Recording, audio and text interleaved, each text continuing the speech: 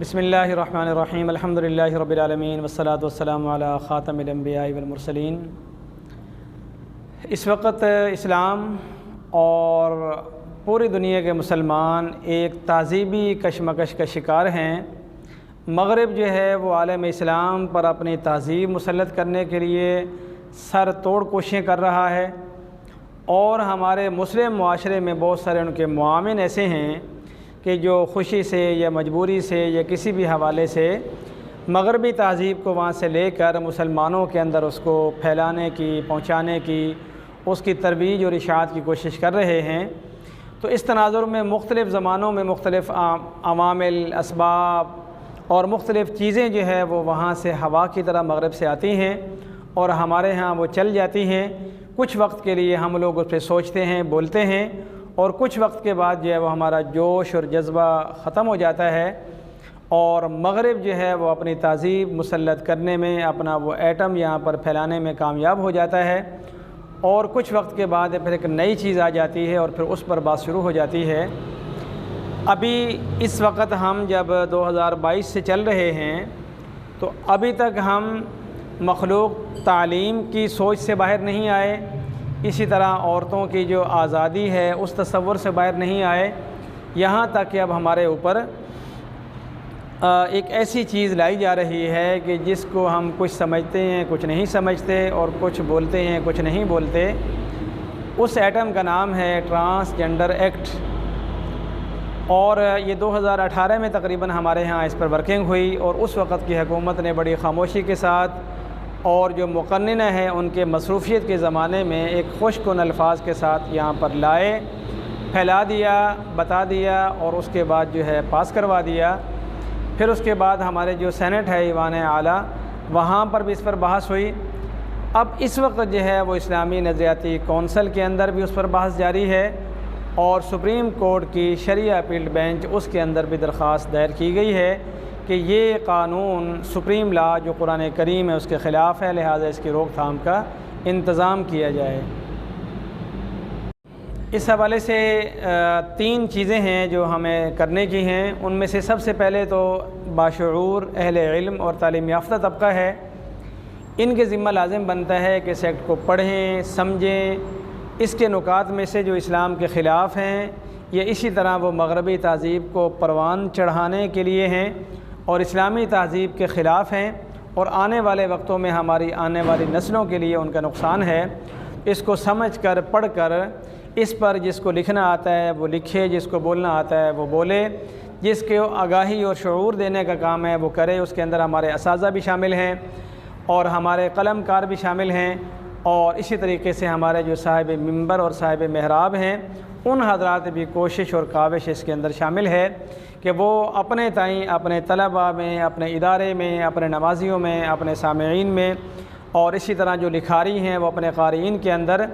इस शऊर को उजागर करें कि भाई हम इसके लिए नहीं बैठे हुए कि जब भी मग़रिब जो चाहे हमारे ऊपर फेंक दे और हम खुशी से इसको लेने वाले और कैच करने वाले, संभालने वाले, अपनाने वाले बन जाएँ। तो मुस्तक़िल ये शऊर बेदार करते रहने की ज़रूरत है कि भाई हमारी अपनी तहज़ीब है, तमद्दुन है, ज़ाब्ता हयात है, ज़ाब्ता अखलाक़ है और बिलख़ुसूस नबी करीम सल्लल्लाहु अलैहि वसल्लम का जो मिजाज सहाबा कराम ने समझा उसकी रोशनी में यही समझ में आता है कि इस्लाम अलग मज़हब है, अलग दीन है, अलग तहज़ीब है, अलग तौर पर उसकी इबादात हैं, मामलात हैं, मुआशरत है। वो किसी और तहज़ीब का हिस्सा नहीं बन सकता, अपने अंदर किसी तहज़ीब को जगह नहीं दे सकता, वो अपने आप से निकल कर किसी तहज़ीब के अंदर नहीं समा सकता। इसकी वाज़ेह और बेहतरीन मिसाल एक 10 मुहर्रम का रोज़ा है। आपने फरमाया कि अगले साल अगर हम रहे तो हम लोग इस 10 मुहर्रम के रोज़े के साथ या 9वीं का मिलवाएंगे या 10वीं का मिलाएंगे, इसलिए कि यहूदी 10 मुहर्रम का एक रोज़ा रखते हैं। हम रोज़ा तो रखेंगे लेकिन यहूद के नक्श कदम पर नहीं बल्कि 2 कर लेंगे ताकि हमारी इबादत उनकी इबादत से जुदा हो जाए। इसी तरीके से जब अज़ान और नमाज के लिए पुकारने का मशवरा ज़ेर गौर आया तो किसी ने कहा कि भाई बूक बजाया जाए, किसी ने कहा आग जलाया जाए, किसी ने कहा शोर मचाया जाए, लेकिन हुज़ूर ने फरमाया नहीं, कोई मजूसियों का तरीक़ा है, ईसाइयों का तरीक़ा है, यहूदियों का तरीक़ा है। मुसलमानों का अगर इबादत के लिए जमा करने का तरीक़ा होगा तो मुनफ़रिद व जुदा होगा। चुनाचे फ़रिश्ते के ज़रिए से ख्वाब के अंदर अल्लाहु अकबर से लेकर ला इलाहा इल्लल्लाह तक अज़ान के अल्फाज सिखाए गए, समझाए गए, सुनाए गए, बताए गए। और तब से आज तक मुसलमानों की जो आवाज़ है नमाज के लिए वो जुदागाना है। सहाबा कराम ने यही चीज़ें सुन कर, सोच कर, समझ कर जब अपने कैलेंडर जारी करने का वक्त आया तो फरमाया कि हम लोग शमसी साल को समझे और मानेंगे तो सही, लेकिन बताने के लिए हम अपना कैलेंडर ईजाद करेंगे और वो हिजरी कैलेंडर होगा। इससे मालूम हुआ कि इस्लाम अपनी ज़ात के अंदर किसी और तहज़ीब को पसंद और कबूल नहीं करता। लिहाजा मुस्तकिल तौर पर इस पर हमारे असातिज़ा को, उलमा को और इसी तरीके से कालम निगारों को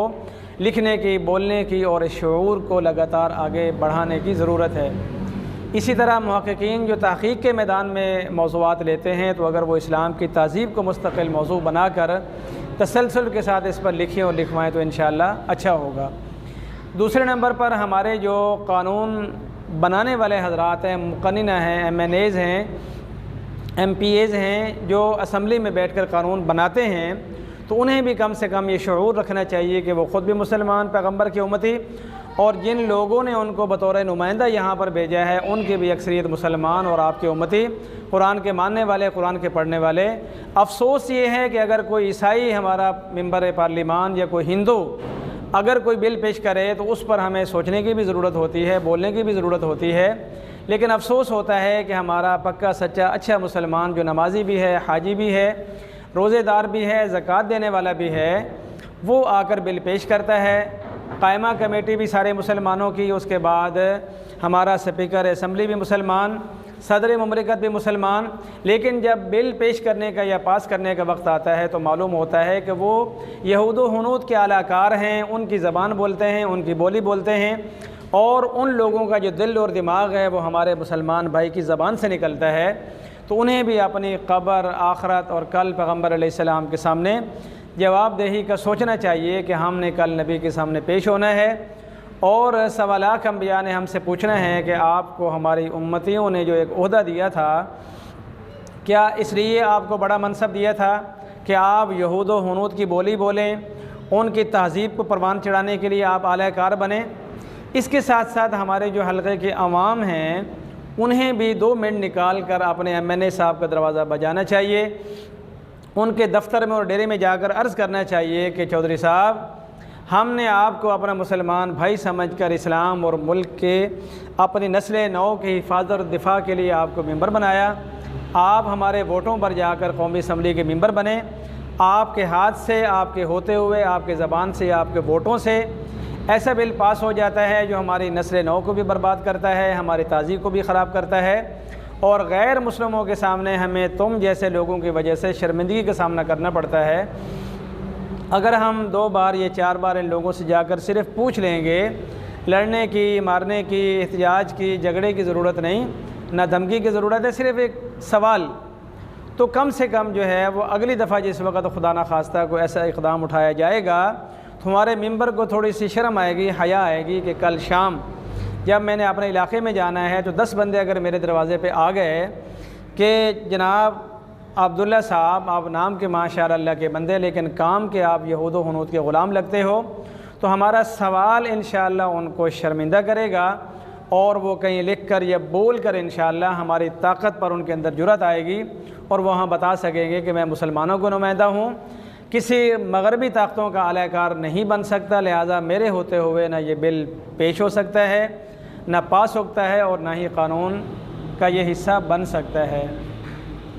तीसरे नंबर पर हमारे जो अहले इल्म उलमाए कराम हैं उनका भी ये ज़िम्मेदारी और फ़र्ज़ बनता है कि वो सही तौर पर इस कानून की तौज़ीह को समझें, अपने अवाम को समझाएं और तहरीरी तौर पर जो है वो अपने नुकात, अपने एतराज़ात या अपने तहफ़्फ़ुज़ात वो लिख कर किसी मुनासिब प्लेटफार्म पर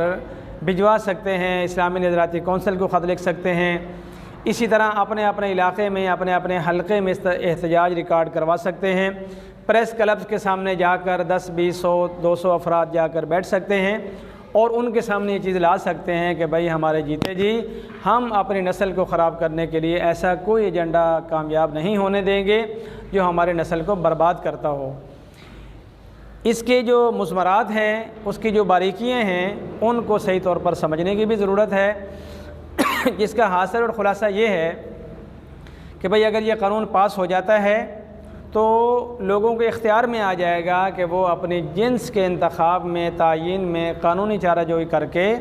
अपने जिन्स मुतय्यन करवा सकते हैं, जिससे फिर ये रास्ता खुल जाएगा कि जो तो इस हवाले से माजूर हैं, अल्लाह पाक ने उनको तीसरी जिन्स से पैदा फरमाया है, जिनके अहकाम, इतलाक़ात, हर चीज़ शरीयत में पहले से मौजूद हैं, उनसे हट कर उन्हीं लोगों के साथ एक बहुत बड़ा तबका पहले भी ऐसा है जो ख़ूबसूरत नौजवानों पर मुश्तमिल है। वो हुसूल रोज़गार के लिए ख़वातीन का मेकअप करके नाच गाने की महफ़िलों में जाते हैं। एक उनका गुरु होता है जो सबको संभाल रहा होता है, और वो शो ये करते हैं कि ये तीसरी जिन्स है, और उनके नाच गाने और ये फ़ंक्शन अरेंज करके फिर जिस वक़्त वो लोग अपने गांव देहातों और घरों की तरफ आते हैं तो वो अपना लड़कों वाला लिबास और लड़कों वाला गेटअप करके उसी तरह हमारे इलाक़ों में आ जाता है। तो अगर ऐसा हो गया तो इसके नतीजे में कोई शख्स जो है वो कानूनी तौर पर अपने आप को वो भी करा लेगा, और उसके बाद आगे निकाह, शादी और औलाद के जो मामलात हैं वो सारे के सारा हमारा आइली निज़ाम दरहम बरहम होगा। शुरू में ये चीज़ें थोड़ी होती हैं, लेकिन वक्त के साथ साथ पूरी हमारी तहज़ीब के लिए एक तलवार की तरह साबित होती हैं और आने वाली नस्ल को बर्बाद करके रख देती हैं। अल्लाह रब्बुल इज़्ज़त हमें इस एक्ट के मुज़मरात को समझने की और उसके ख़िलाफ़ मुनासिब एक्शन लेने की तौफ़ीक़ अता फ़रमाए। बिलख़ुसूस हमारे असातिज़ा, हमारे मुहक़्क़ीक़ीन, मुअल्लिमीन और इसी तरह मुक़न्निना, इन सब को अल्लाह रब्बुल इज़्ज़त इस्लामी तहज़ीब की फ़िक्र और उसके एहया के अंदर किरदार अदा करने के हवाले से कबूल फ़रमाए। वमा अलैना इल्लल बलाग।